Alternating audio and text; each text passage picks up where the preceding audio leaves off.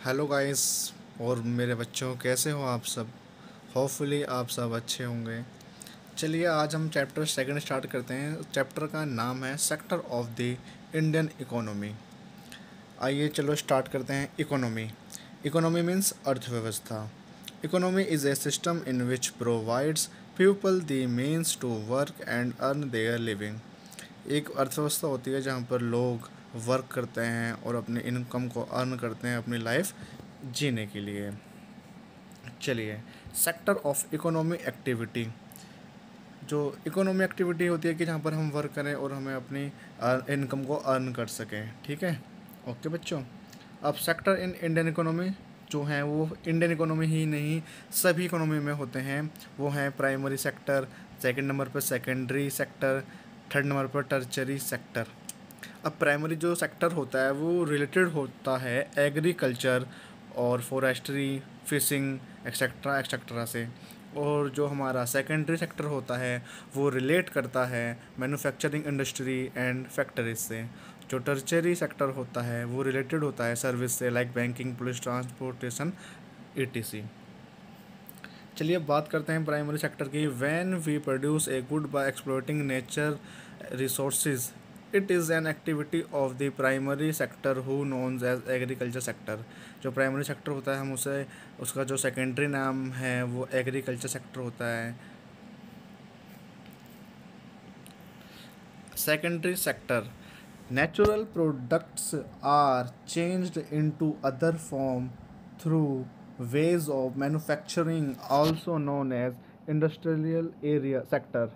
Industrial जो sector होते हैं उसको हम सेकेंडरी सेक्टर के नाम से भी जानते हैं। Tertiary sector, these activities by themselves do not produce a good, but they are an aid or a support for the production process, also known as services sector। जो टर्चरी सेक्टर होता है इसको सेकेंडरी जो name है इसका वो service sector होता है। ओके बच्चों, यहाँ पर हम जो हमें सर्विसेज मिलती हैं उसको हम सर्विस सेक्टर कहते हैं, जैसे बैंकिंग हो गया, ट्रांसपोर्टेशन हो गया, है ना बच्चों। ओके चलो आगे चलते हैं। Primary sector, secondary sector and tertiary sector in India. India में कैसे कैसे उसका यूज़ हुआ। पहले प्राइमरी जो सेक्टर था उस पर इंडिया की पॉपुलेशन ज़्यादा डिपेंड होती थी और जो सेकेंडरी था उस पर कम, जो टर्चरी सेक्टर होता था उस पर कम। लेकिन धीमे धीमे इसमें ग्रोथ हो रहा है कि हम प्राइमरी से सेकेंडरी और टर्चरी सेक्टर में शिफ्ट हो रहे हैं। अब बच्चों बात करते हैं division of sector in two parts में हुआ है, ऑर्गेनाइज्ड और सेकंड है अनऑर्गेनाइज्ड। अब ऑर्गेनाइज्ड सेक्टर क्या होते हैं? The organised sector cover those enterprises और place of work where where the term of employment are regular and registered by the government. इसमें क्या होता है, जो भी कोई हम जॉब करते हैं वो की जो कंपनी होती है जहाँ पर वो एकदम गवर्नमेंट के द्वारा ऑथोराइज्ड होती है, रजिस्टर्ड होती है। और वहाँ पर क्या होता है, जो टर्म ऑफ एम्प्लॉयमेंट होता है वो रेगुलर होता है, वहाँ पे रूल रेगुलेशन होते हैं और वो रजिस्टर्ड होती है गवर्नमेंट के द्वारा। अब अनऑर्गेनाइज सेक्टर क्या होता है? इसमें क्या होता है, कोई जो कंपनी होती है वो कोई ऑथोराइज्ड और रजिस्टर्ड नहीं होती गवर्नमेंट के द्वारा। ये एक तरीके का ठेका होता है, जैसे हम हमारे आसपास जो लोग काम करते हैं जैसे मिस्त्री हो गए ये वगैरह। अब इसका पहला पॉइंट है कि small and scattered units which are largely outside the control of the government. Second है there are rules and regulation but these are not followed. इसमें रेगुलेशन तो होते हैं पर कोई फॉलो नहीं करता। एम्प्लॉयमेंट इज़ नॉट सिक्योर, जो रोज़गार होता है वो रोज़ नहीं मिलता, कभी कभी छुट्टी भी हो सकती है, कभी मिल भी जाता है। ठीक है, तो बच्चों अब हम बात करते हैं sector in term of ownership.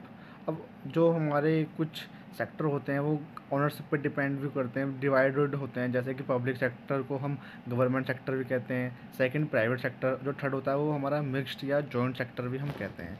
अब पब्लिक सेक्टर क्या होता है, जहाँ पर जिस भी चीज़ों का जो लैंड है या कोई स्कूल है, हॉस्पिटल है या कोई डिपार्टमेंट है, उन पे जो कंट्रोल होता है वो बेसिकली गवर्नमेंट का होता है। जैसे कि लिखा है यहाँ पे पब्लिक सेक्टर में कि in the public sector the government owns most of the assets and provide all the services. जैसे कि रेलवेज हो गई, हमारे पोस्ट ऑफिस हो गया, डीटीसी हो गई, ये क्या है, गवर्नमेंट इसे रन करती है और ये सर्विस देती है लोगों को। सेकेंडरी है Private sector. In the private sector, ownership of assets and delivery of service is in the hand of private individuals or companies. जैसे कि विप्रो हो गई, TCS, टाटा मोटर, रिलायंस, ये प्राइवेट सेक्टर हैं। इनके जो कंपनी के जो मालिक होते हैं वो पर्टिकुलर एक आदमी होता है, ना कि पूरा समाज से कुछ लोग चुन के नहीं होते हैं। ठीक है बच्चों, जो निजी होती है वो प्राइवेट सेक्टर में आती है। अब होता है मिक्स्ड सेक्टर या जॉइंट सेक्टर। अब जॉइंट सेक्टर में क्या होता है कि यहाँ पर दोनों मिक्सअप होती हैं, जहाँ पर गवर्नमेंट का भी थोड़ी पार्टनरशिप होती है और इंडिविजुअल पर्सन का भी मालिकाना हक होता है। जैसे कि 49% प्राइवेट सेक्टर के हाथ में आ जाता है और 51% इंडियन के हाथ में आ जाता है। ठीक है बच्चों, जैसे कि आपने सुना होगा कि हमारी जो सरकार है वो भी कुछ चीज़ों को प्राइवेट हाथों में दे रही है और ख़ुद उसको रन नहीं कर पा रही है, तो प्राइवेट को दे देती है, हाथों को दे देती है ताकि उसको रन करते हैं, पर अपने पास थोड़ी पार्टनरशिप ज़्यादा रखती है, शेयर ज़्यादा रखती है। अब बात करते हैं बच्चों ग्रॉस डोमेस्टिक प्रोडक्शन की, जिसे हम जीडीपी कहते हैं। जीडीपी क्या होती है?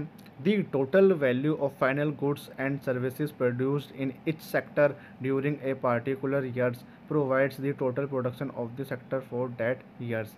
अब जीडीपी क्या होती है कि जो एंड में जो वस्तु बनती है, जो गुड्स बनती है, उसका ही जो प्राइस होता है वो कैलकुलेट होता है। जैसे कि अब आटा है प्राइमरी, फिर वो सेकेंडरी में आया, बिस्कुट बना, फिर वो थर्ड में आया सर्विस में, जब उसको एडवर्टाइजमेंट हुआ, फिर वो जो बिचेगा, जो उसका एंड जो प्राइस होगा, फिक्स प्राइस होगा जिस पर वो बिचा है, वो ही जीडीपी में काउंट होगा, ना कि जो प्राइमरी सेक्टर में जो आटा था उसका भी काउंट करें और जो सेकेंडरी में था जो बिस्किट बना फैक्ट्री में उसका भी काउंट करें। ऐसा नहीं होगा, जो एंड में जो सेल होगा उसी का प्राइस काउंट होता है।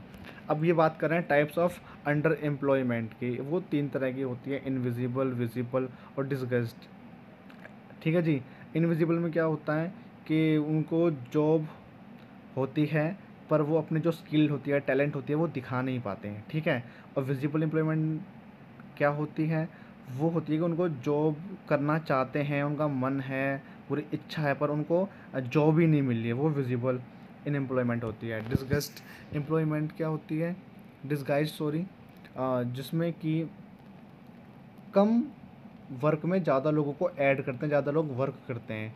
ठीक है। जैसे कि हमारे किसान परिवार जो लोग होते हैं गांव में, वो एक ही फार्मिंग करते हैं और उसी में सब लगे होते हैं, जैसे पापा भाई जितने भी भाई हैं सब उसमें लगे रहते हैं। ठीक है। अब बात करते हैं मनरेगा की। MNREGA Mahatma Gandhi national rural employment guarantee act 2005। ये क्या थी? ये सरकार ने लॉन्च करी थी ताकि हमारे देश से एम्प्लॉयमेंट जो है वो बढ़े और अनएम्प्लॉयमेंट जो है वो ख़त्म हो सके। ये 625 ज़िलों में शुरू करी थी, डिस्ट्रिक्ट में शुरू करी थी। इसकी क्या एम थे? इसमें था कि इसके जो वर्कर हैं उनको 100 डेज़ वर्क मिलेगा। गवर्नमेंट ने ये बोला कि उन्हें 100 दिन काम मिलेगा, और अगर इस एम में जो सरकार वो फेल होती है, अपनी ड्यूटी नहीं कर पाती सॉरी, तो अनएम्प्लॉयमेंट का अलाउंस भी दिया जाएगा किसानों को, जो वर्कर हैं उनको। फिर इसमें क्या होता है, ये प्रोडक्शन बढ़ाने के लिए ये वर्क दिया गया ताकि लैंड का प्रोडक्शन बढ़ सके, उत्पादन हो सके। तो बच्चों ये चैप्टर यहीं ख़त्म होता है। सॉरी मेरी थोड़ी आज तबीयत ख़राब है, मैं कुछ वर्ड प्रोनाउंस भी सही से नहीं कर पाया हूँगा, सॉरी फॉर डैट। तो हम आगे और अच्छी इम्प्रूवमेंट करेंगे और अच्छे से आपको समझाएंगे और अच्छे से